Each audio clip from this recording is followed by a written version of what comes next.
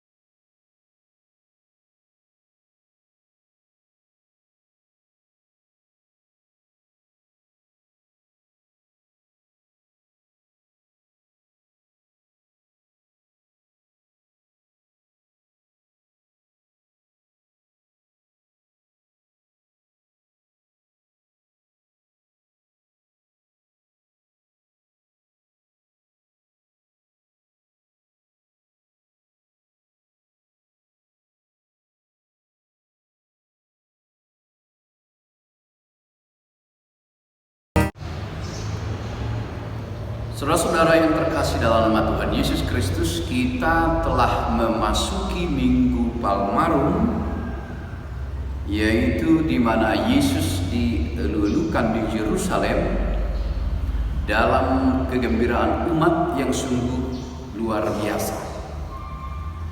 Dari nas bacaan kita atau bahasan kita pada saat ini, sangat penting bagi kita mengingat kembali peristiwa di mana Yesus memasuki kota Yerusalem, dan saat itu orang banyak menyambut dia dalam kegembiraan yang sungguh luar biasa. Mereka mengambil daun-daun palem dan pergi menyongsong dia sambil berseru-seru, "Hosana, diberkatilah dia yang datang dalam nama Tuhan, Raja Israel." Saudara, Raja Israel mereka sebutkan dari perkataan ataupun dari mulut, dari sambutan mereka. Tetapi apakah itu berasal dari pengenalan yang sungguh-sungguh akan Yesus?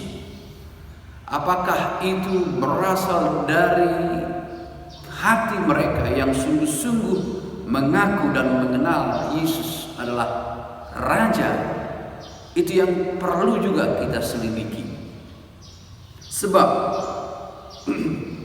dari apa yang disampaikan oleh Yohanes dalam nats kita ini, kemungkinan besar mereka atau orang banyak terpengaruh dengan kegembiraan yang luar biasa, lalu semua serentak bersama-sama meletakkan daun palem menyambut Yesus, walaupun sudah barang tentu banyak dari mereka tidak mengerti apa yang sedang mereka lakukan. Tapi sekalipun demikian mereka larut dalam kegembiraan itu. Yesus menemukan seekor keledai muda, lalu ia naik ke atasnya seperti ada tertulis, "Jangan takut hai putri Sion, lihatlah rajamu datang duduk di atas seekor anak keledai." Bukan di atas kuda yang normalnya raja itu datang dengan seekor kuda yang gagah, Tetapi Yesus memilih cara yang berbeda, menunjukkan Ia raja yang berbeda dari raja-raja dunia. Ia raja yang penuh kedamaian. Ia raja yang datang dengan kasih. Pertanyaannya, apakah orang-orang yang menyambut Dia memahami mengapa Yesus memilih seekor keledai, sedang murid-murid saja yang sudah lama bersama dengan Dia tidak mengerti awalnya akan peristiwa itu. Mula-mula murid-murid Yesus tidak mengerti akan hal itu. Tetapi sesudah Yesus dimuliakan, teringatlah mereka bahwa nas itu mengenai Dia dan bahwa mereka telah melakukannya juga untuk Dia. Yesus sedang dimuliakan dalam kedatangannya. Namun dalam ayat-ayat selanjutnya kita masih harus teliti kesungguhan daripada orang-orang yang menyambut Yesus. Orang banyak yang bersama-sama dengan Dia ketika Ia memanggil Lazarus keluar dari kubur dan membangkitkannya di antara orang mati. Mereka memberi kesaksian tentang Dia. Sebab itu orang banyak itu pergi menyongsong Dia karena mereka mendengar bahwa Ia yang membuat mukjizat itu. Jadi kekaguman akan mukjizat Yesus, kekaguman karena tidak biasa seseorang menghidupkan atau memanggil orang mati kembali untuk hidup. Nah, itu sesuatu berita yang menggemparkan. Seluruh kota, seluruh daerah gempar dengan berita itu. Begitu cepatnya berita itu, tidak ada internet, tidak ada televisi, tidak ada yang lain yang menyebarkan berita itu. Tidak ada yang mengundang mereka datang ke Yerusalem, tidak ada yang menginformasikan Yesus akan datang. Tetapi peristiwa itu terjadi begitu saja. Yesus dipermuliakan. Nah, dari Injil Yohanes ini kita ingin melihat bahwa ketika ada usaha manusia untuk mengambil kemuliaan itu dari Tuhan, itu tidak akan pernah terlaksana. Bahkan dengan keajaiban Allah sendiri, Ia membuat segala peristiwa itu terjadi untuk menunjukkan kemuliaan Yesus. Sebab maka kata orang-orang Farisi seorang kepada yang lain, kamu lihat sendiri bahwa kamu sama sekali tidak berhasil. Lihatlah, seluruh dunia datang mengikuti Dia. Tidak ada yang bisa menghalangi Yesus untuk dimuliakan. Tidak ada yang bisa menghalangi setiap mulut menyaksikan Yesus adalah Raja. Itu yang kita lihat dalam nats ini. Kegembiraan yang sungguh luar biasa. Sekalipun mereka mungkin belum memahaminya, tetapi kegembiraan itu ada dalam hati mereka, menunjukkan Yesus dipermuliakan. Saudara-saudara, teriakan Hosianna di sini bisa berarti save us, save me, selamatkan kami, atau juga bisa berarti terpujilah Tuhan yang datang untuk menyelamatkan. Teriakan-teriakan itu bergema terus-menerus menyambut Yesus dalam peristiwa itu. Ia Raja yang datang, yang berbeda dari yang lain. Lalu saudara-saudara, apa yang mau disampaikan pesan nats ini saat ini kepada kita dalam situasi yang kita hadapi? Teriakan kita adalah teriakan yang sama. Sambutan kita adalah sambutan yang sama. Seperti apa yang disampaikan umat orang banyak saat itu, kita juga saat ini mengatakan Hosianna, terpujilah Tuhan.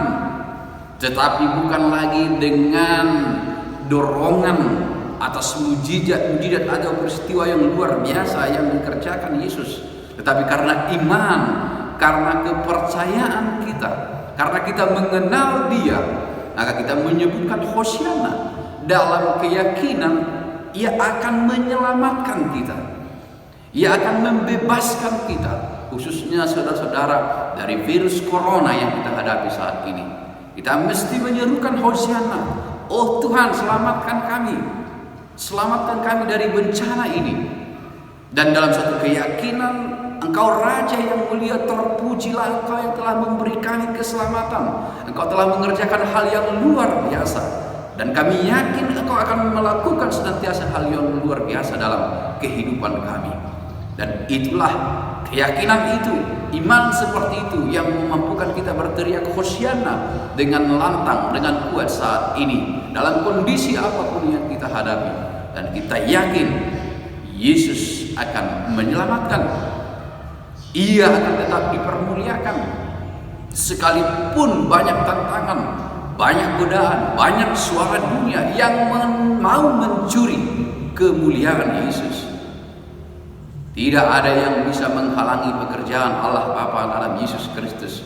Ia akan tetap dipermuliakan dalam segala peristiwa, dalam segala zaman, dalam setiap saat. Maka mari dengan sukacita dalam Minggu Palmarum ini kita menyerukan hosianna. Itu adalah doa kita.